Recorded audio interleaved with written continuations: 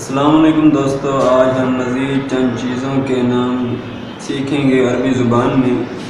پچھلے لیکچر میں بھی ہم نے عربی زبان میں چند چیزوں کے نام سیکھے تھے جو عربی زبان میں مؤنث استعمال ہوتے تھے۔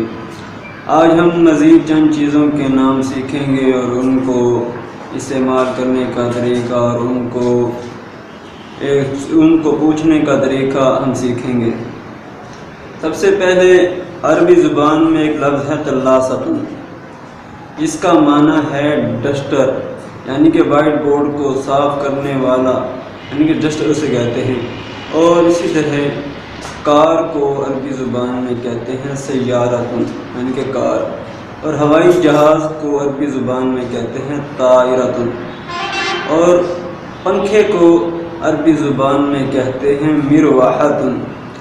اور درخت کو عربی زبان میں کہتے ہیں شجرۃ۔ اور بیگ کو، اٹیچی کیس کو عربی زبان میں کہتے ہیں حقیبۃ۔ اور بال کو عربی زبان میں کہتے ہیں کرۃ۔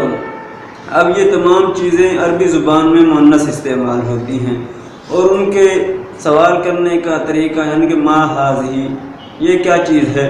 ھذہ طلاست، ھذہ سیارۃ، ھذہ طائرۃ، ھذہ مروحۃ، ھذہ شجرۃ، ھذہ حقیبۃ، ھذہ کرۃ۔